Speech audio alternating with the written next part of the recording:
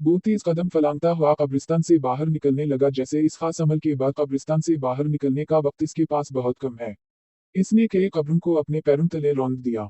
वो बरकी सरत से कब्रिस्तान से बाहर निकला और फिर अपनी गाड़ी में सवार होकर जल्द अज जल्द इस इलाके से बाहर निकल गया। रुखसाना और तौकीर ने सुबह उठकर फजर की नमाज अदा की और फिर वो दोनों चहलकदमी के लिए निकल गए।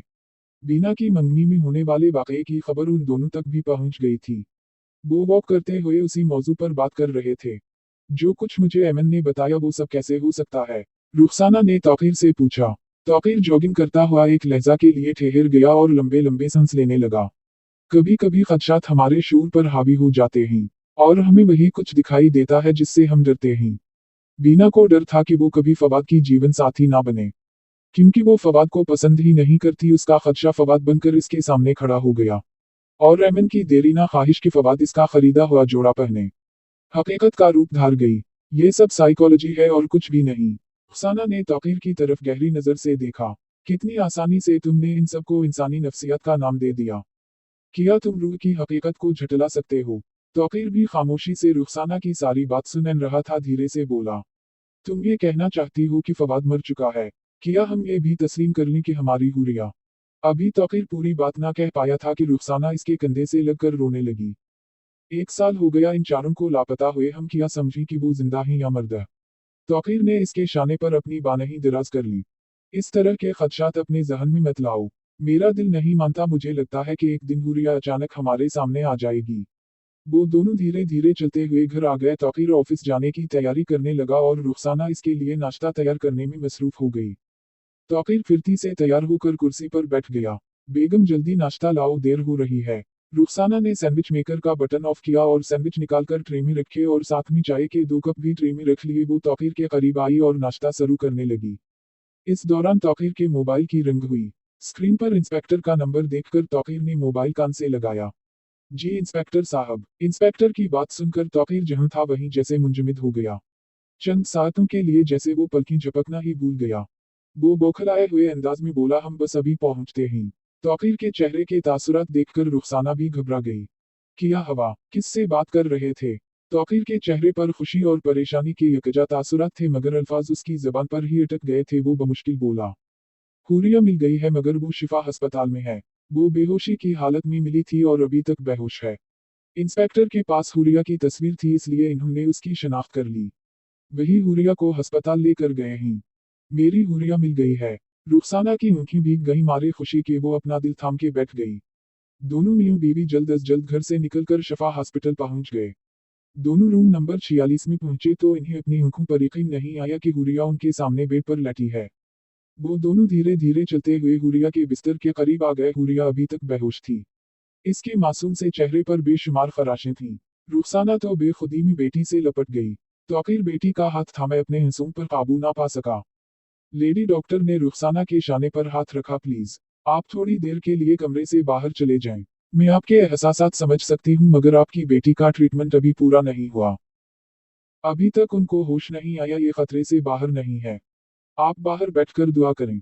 जूं ही उनको होश आया हम आपको बुला लेंगे। इंस्पेक्टर भी तौकीर और खसाना के साथ कमरे से बाहर आ गया। आपको हुरिया कहाँ मिली और इसकी ये हालत? तौकीर ने पूछा। इंस्पेक्टर ने लंबा सांस खींचा। सुबह सुबह ही कब्रिस्तान के गोरकन ने मुझे इत्तला दी कि कब्रिस्तान में कोई लड़की बेहोश पड़ी है। इत्तला मिलते ही मैं अपने कुछ साथियों के साथ कब्रिस्तान पहुंचा। हुरिया चंद खस्ता कब्रों के करीब बेहोश जमीन पर पड़ी हुई थी। सिवाय सर के हुरिया का सारा जिस्म गीले गारे से लथपथ था। बिल्कुल ऐसे जैसे गीली मिट्टी के किसी गड्ढे से निकली हो। इसके सर के सामने पेशानी से खून बह रहा था। हमने इसे बमुश्किल अस्पताल पहुंचाया। नर्सों ने उसके जिस्म को साफ किया और उसे दूसरे कपड़े पहनाए। हुरिया को होश आ जाए तो ये सब इल्म हो जाएगा कि उसे इस हालत तक किसने पहुंचाया है। रुखसाना हाथ में तस्बीह थामे ऊपर की तरफ देखने लगी। किस जालिम ने मेरी बेटी को इस हाल तक पहुंचाया है? खुदा इसे नहीं छोड़ेगा। तौकीर ने रुखसाना की तरफ देखा। बस दुआ करो कि हमारी बेटी को होश आ जाए। दोनों मियां बीवी तस्बीह पढ़ने लगे और दुआएं मांगते रहे। थोड़ी देर के बाद इमरजेंसी रूम से नर्स बाहर आई और तौकीर से मुखातिब हुई। हुरिया को होश आ गया है। आप लोग इससे मिल सकते हैं। तौकीर और रुखसाना कमरे में चले गए। इंस्पेक्टर भी उन दोनों के साथ कमरे में चला गया। हुरिया ने आंखें खोली हुई थीं। डॉक्टर ने मुस्कुराते हुए रुखसाना की तरफ देखा। अब आपकी बेटी खतरे से बाहर है। रुखसाना और तौकीर हुरिया के बेड के करीब आ गए। हुरिया ने अनजान सी नज़रों से अपने वालिदैन की तरफ देखा और फिर कोई तासुर दे बगैर लेडी डॉक्टर की तरफ देखने लगी। मैं कहाँ हूँ और ये लोग कौन हैं? लेडी डॉक्टर ने तौकीर और रुखसाना की तरफ इशारा करते हुए कहा, तुम उन लोगों को नहीं जानती। हुरिया ने एक बार अजनबी से दोनों की तरफ देखा। मैंने उनको पहली बार देखा है। रुखसाना कुछ कहने लगी तो लेडी डॉक्टर ने इन्हें खामोश रहने का इशारा किया। फिर उसने उन सबको अपने साथ बाहर आने को कहा कि वो कमरे से बाहर आ गए। डॉक्टर साहिबा, हुरिया हमें क्यों नहीं पहचान रही? रुखसाना ने पूछा। डॉक्टर कुछ देर खामोश रही फिर गोया हुई। हम नहीं जानते कि हुरिया किन हालात से गुजरी है। मुझे लग रहा है कि वो अपनी याददाश्त खो बैठी है। मगर ये बात मैं वसूख से नहीं कह सकती, पहले कुछ टेस्ट लेने होंगे। एक बात तो मुझे आप लोगों को समझानी है, वो ये है कि जब तक ये बात साबित नहीं हो जाती कि हुरिया अपनी याददाश्त खो बैठी है, आप लोगों ने उसे कुछ याद दिलाने की कोशिश नहीं करनी। इसके जहन पर किसी कस्म का दबाव ना हो। एक बार टेस्ट हो जाए, रिपोर्ट आ जाए, फिर आपको समझाऊंगी कि उसे कैसे ट्रीट करना है।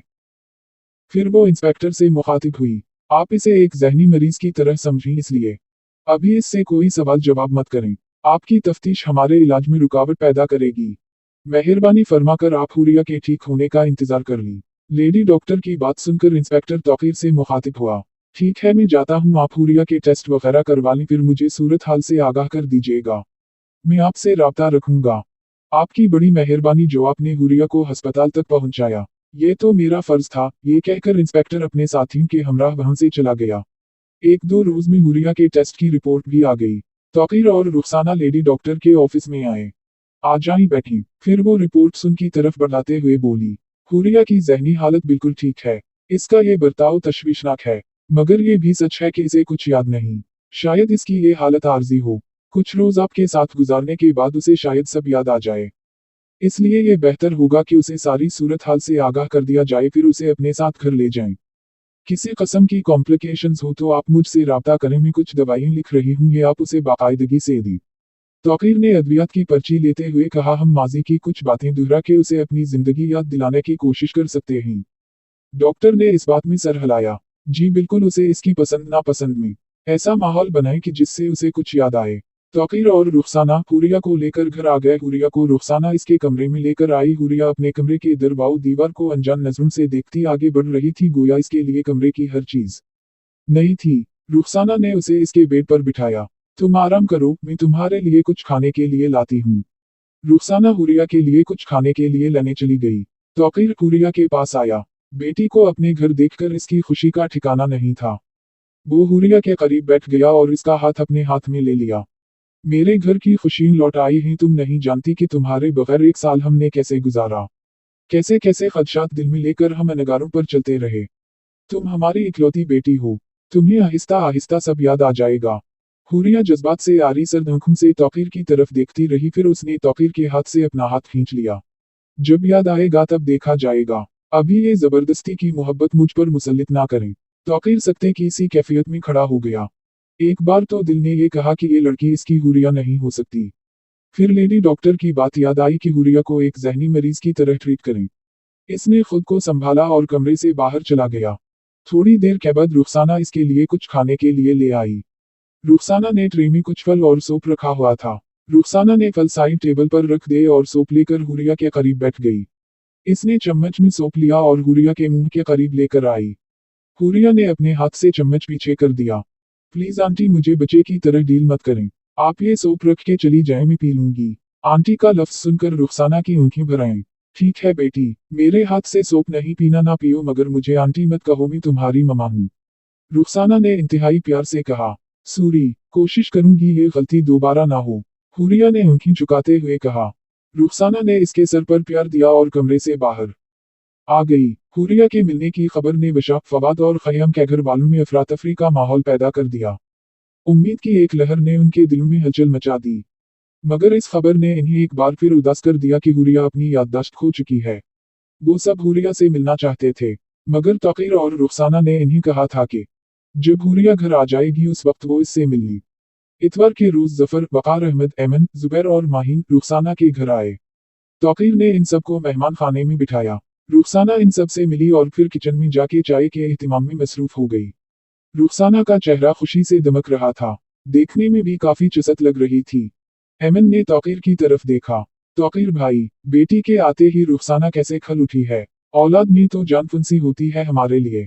भी दुआ करें कि हमारी अजियतें भी खत्म हो जाएं। तौकीर अहमद ने पर उम्मीद लहजे में कहा। क्यों नहीं बहन, खुदा के घर में देर है अंधेर नहीं। जिस तरह हमारी हुरिया लौट आई है उसी तरह खयाम, वशा और फवाद भी लौट आएंगे। हुरिया के जिंदा सलामत मिलने का यही मतलब है कि वो तीनों भी कहीं रूपोश ही हो सकता है कि वो खुद ही घर ना आना चाहते हों या कहीं फंसे हुए हों। कुछ भी हो सकता है। हमें अपनी तलाश जारी रखनी चाहिए। जफर जो सर झुकाए खामोशी से सब कुछ सुन रहा था थके थके लहजे में बोला। खुदा का शुक्र है कि हुरिया आपको जिंदा सलामत मिल गई।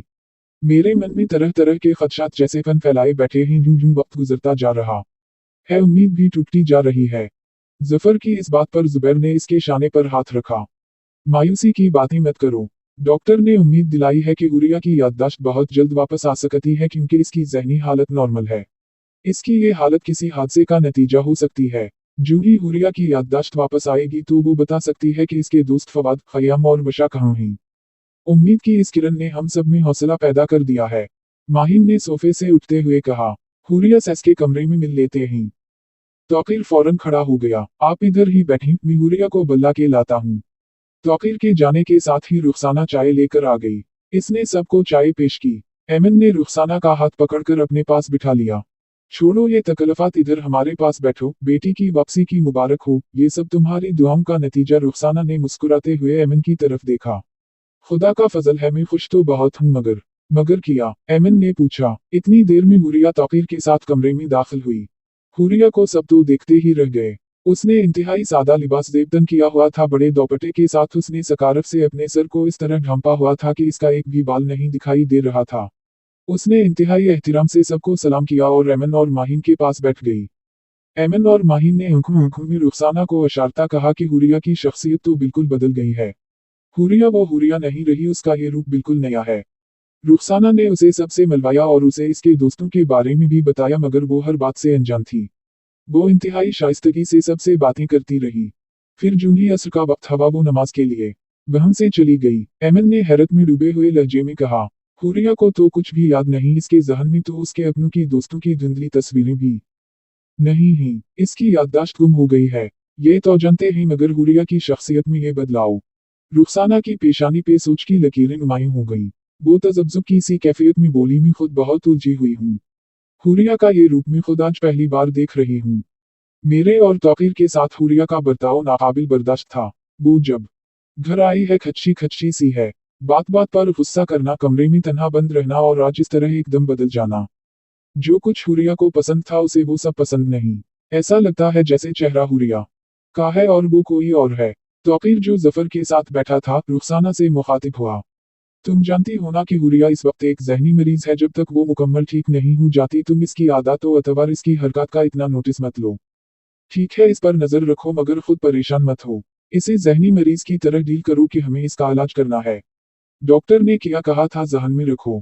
डॉक्टर ने कहा था कि हुरिया को अब अद्वियात की जरूरत नहीं, उसे हमारी जरूरत है। इसे वो वाकयात याद दिलाएं जो इसकी जिंदगी में अहम थे। उन मकामात पर उसे ले जाया जाए जो उसे पसंद थे। माहिन तौकीर की तरफ मुतवज्जह हुई। मेरे ख्याल में उसे इसकी यूनिवर्सिटी का भी विजिट करवाना चाहिए। और मुझे याद पड़ता है कि रुखसाना ने बताया था कि छुट्टियों में वो पहाड़ी इलाकों में जाने की जिद करती थी। रुखसाना ने बेचैनी से अपने हाथों को हिलाया। पहाड़ी इलाकों से वहशत होने लगी है उस हादसे के बाद। तौकीर ने रुखसाना की बात काट दी। मेरे ख्याल में माहिन ठीक कह रही है। तुम इस हादसे को भूल जाओ। पहाड़ी इलाके में जाने से हुरी को अच्छा माहौल भी मिलेगा और उसका दिल भी खुश हो जाएगा। अगर इसने फिर कोई ऐसी वैसी हरकत कर दी तो? रुखसाना ने परेशानी से भनवी सकेरते हुए कहा। एमन ने रुखसाना के हाथ पर हाथ रखा। वहम ना करो, हम में से कोई तुम लोगों के साथ चला जाएगा। तुम हुरिया को तन्हा मत छोड़ना। जफर ने एमन की बात सुनते ही तौकीर का कंधा थपथपाया। यार तुम प्रोग्राम बनाओ, मैं और मारिया तुम्हारे साथ चली। तौकीर ने मुस्कुराते हुए जवाब दिया, चलो फिर ठीक है, प्रोग्राम बनाते हैं। बाकी रही मेरी बेगम की बात तो उसे मैं मीना लूंगा। माहिन जो काफी देर से खामोश बैठी थी बोली। हुरिया की सेहत के साथ हमारी भी उम्मीदें जुड़ी हैं। हमें भी अपने बच्चों का पता चल जाए कि वो कहाँ हैं, किस हाल में हैं। रुखसाना ने उसे हौसला दिया।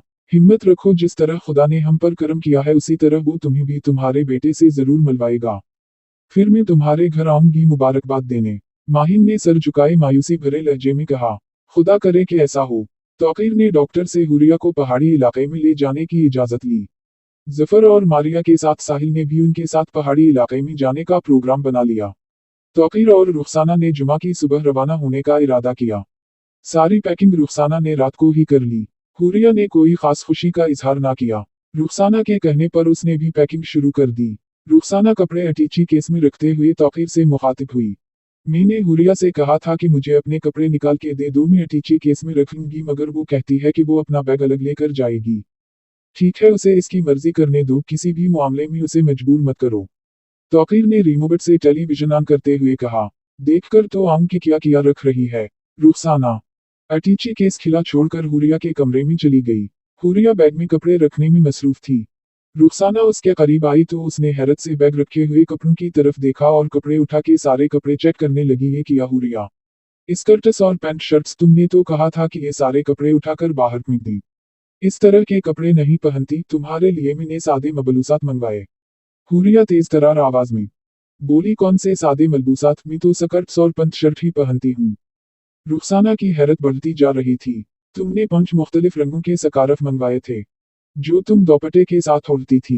हुरिया दोनों हाथों को झटकते हुए चुड़कर बोली। वॉटरूबश में और स्कार्फ ओढ़ूंगी।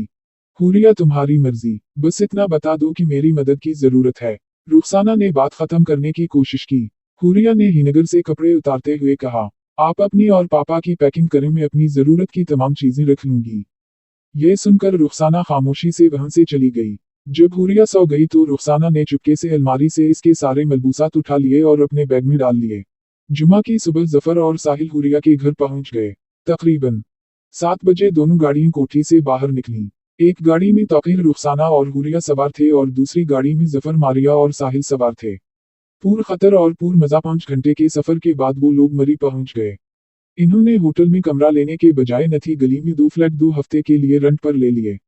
इन दोनों फ्लैट्स में हर तरह की सहूलत मौजूद थी। सबसे अच्छी बात तो ये थी कि ये दोनों फ्लैट्स बुलंद तरीन चोटी पर थे, जहां से नीचे के मनाजिर बहुत खूबसूरत दिखाई देते थे। इन्होंने होटल से चाय बनवाई और सब बाहर लॉन में आ गए। हुरिया सब बातों से बेनियाज खामोशी से चाय पी रही थी। साहिल हाथ में चाय का कप लिए खामोशी से हुरिया की तरफ मुसलसल देख रहा था। बशा की सहेली होने की वजह से वो हुरिया से कई बार मिला था, मगर जिस हुरिया को वो अब देख रहा था वो हुरिया जैसे कोई और थी। हुरिया अपने वालिदैन और दूसरों की बातों से बोर सी होकर वहां से उठ गई और अपनी चाय लेकर गरल के करीब जाकर खड़ी हो गई, जहां से इर्द गिर्द का नजारा बहुत खूबसूरत दिखाई दे रहा था। साहिल भी हुरिया के साथ खड़ा हो गया। साहिल ने इर्द गिर्द के नजारों की ठंडक जैसे अपनी आंखों में भर ली। इन खूबसूरत नजारों को देखकर सफर की सारी थकान दूर हो जाती है। हुरिया ने तंजिया निगाहों से साहिल की तरफ देखा। दिलफरेब नजारे तो हसास लोगों को मुतासिर करते हैं। पत्थरों ने उनकी दिलकशी को कब से महसूस करना शुरू कर दिया। साहिल ने सवालिया नजरों से हुरिया की तरफ देखा। ऐसा क्यों कह रही हो? हुरिया ने हंसते हुए बात गोल कर दी। मजाक कर रही हूँ, मैं तो किसी के बारे में भी नहीं जानती। अच्छा ही हुआ मेरी याददाश्त चली गई। मेरी जिंदगी में याद रखने के लिए कुछ अच्छा था ही नहीं। चंद लम्हों के लिए तो साहिल को यूं लगा कि हुरिया बिल्कुल ठीक है, वो सबको बेवकूफ बना रही है। साहिल ने हुरिया से कहा, काश तुम मुझे वशा के बारे में बता सकती। हुरिया ने एक बार फिर साहिल को तमस्कराना अंदाज में देखा। थोड़ा सा तो मैं बता सकती हूँ वशा के बारे में। किया, बताओ, साहिल तजब्जुब सी कैफियत में बोला।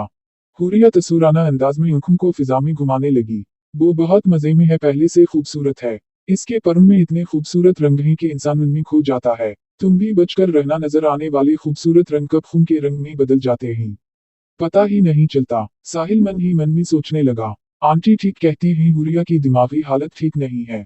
दिल में एक उम्मीद जागी थी, मगर ये तो मेरे जज्बात का मजाक उड़ा रही है। हुरिया ने साहिल की आंखों में आंखें डाल दी। मैं तुम्हारे जज्बात का मजाक नहीं उड़ा रही, सच कह रही हूँ।